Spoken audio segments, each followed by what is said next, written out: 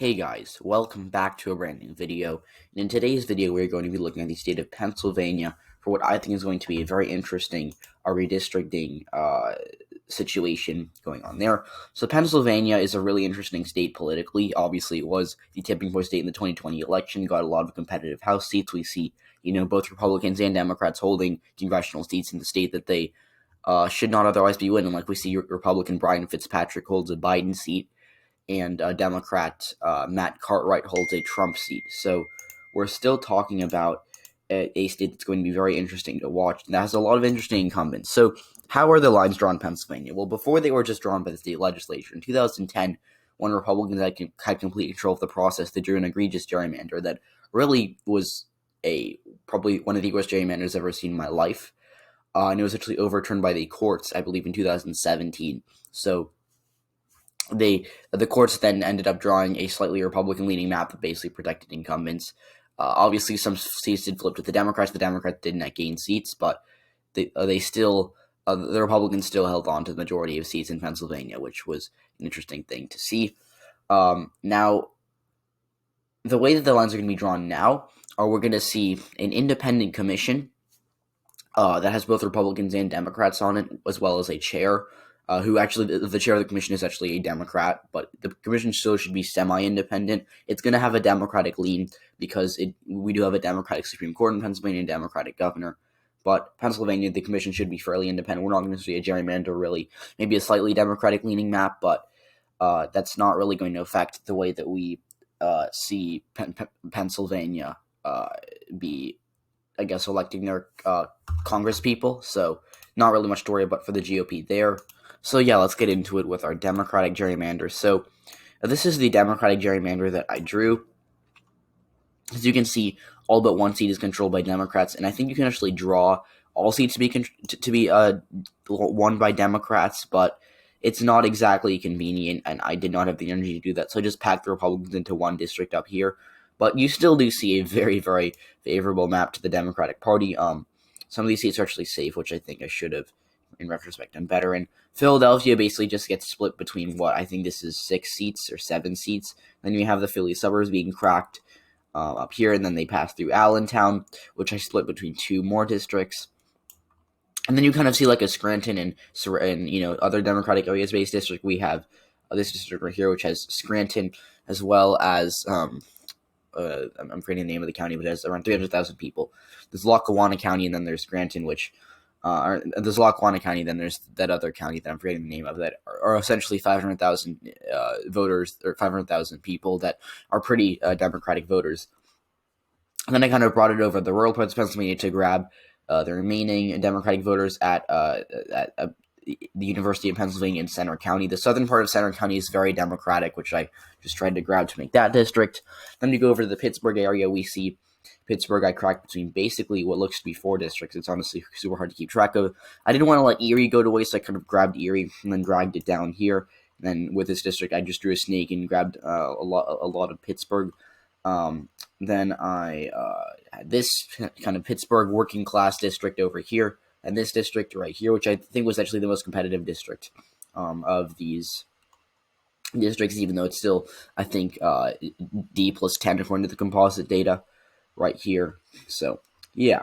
This is the Democratic gerrymander in Pennsylvania. It's a pretty crazy map. It's not going to happen anytime soon, but it's still kind of cool to look at. Now, for the Republicans, I'm actually not proud of my Republican gerrymander in Pennsylvania. I thought that I was just going to have to pack the Democrats into 4 Philly-based districts, but in retrospect, I probably could have eliminated at least one of those because I have 3 safe Republican districts, but whatever, it's still definitely a crazy map. Now, again, these maps are not VRA compliant. Actually, this one might be, I think, because I think that these 2 districts are majority-minority, but I don't think that this map would not last very long with courts. But anyways, you see Pittsburgh, instead of cracking it in a favorable way to Democrats, I cracked it in a non-favorable way to Democrats. And then I basically drew a similar map here where we have Erie up here, and then going down to Pittsburgh. I can actually show that map right here. So with the first district that's Democratic leaning, I actually drew kind of going down here and kind of a skinnier snake, just grabbing the Pittsburgh blue areas down here. Whereas on the other map, I drew a more fat kind of snake that grabbed a lot of Republican areas and a few Democratic areas down here to crack Pittsburgh up. Then I cracked Harrisburg between these two districts, which I don't think I need to do, actually. I could have just given it all to this district and it would have been fine. Scranton is actually embedded in one district, but the other areas are so Republican, like the surrounding areas are so Republican that it's still around an R+6 or 7 district. Then we see some suburban Philly seats that would be trending towards Democrats. And this seat actually here, I think, the seat's the most competitive of them, but it's still a seat that's trending towards Democrats. The composite data has it like D+21, but in 2016, Pat Toomey would have only lost it by like 10 or something. So I did actually use this as a suburban pack, but in a crazy scenario, the Republicans could win that seat back. So yeah, that's a pretty interesting map that I made. And we're going to now look at my fair map, which of course is the best map to look at, mostly because it's, ideally we'd have fair maps. But yeah, so what you see here is I essentially kind of tried to keep communities of interest together. The only split here that I really see other than Philly is Pittsburgh, but I think 80% of Pittsburgh would be in this safe blue district. Then we have kind of a Connor Lamb based or kind of Connor Lamb-esque district. We have a suburban Pittsburgh that goes up to like working class areas in Beaver County. That would be trending kind of, these areas would be trending towards Democrats, these areas would be trending towards Republicans, but still a district that would be Democratic. Leaning the Connor Lamb would probably win, realistically speaking. Then we see over here we have kind of an Allentown-based district that would be slightly Democratic leaning but competitive overall. And then we just have kind of this, I think Matt Cartwright's Scranton, but we kind of see a district that Matt Cartwright would probably be viable in, where we have some Scranton suburbs, as well as the Wilkes-Barre area.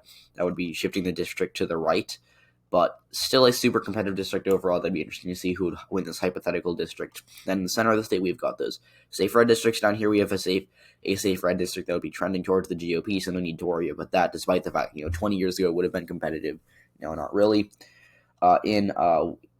Then we have this district up here that's pretty solid for the Republicans. They probably win it by 15 on average, but the Erie makes it semi-competitive, but not really a target for the Democrats, realistically speaking. And then we have the Philly area. So Philly, there would be 3 safe Democratic seats. I think all 3 would be majority-minority.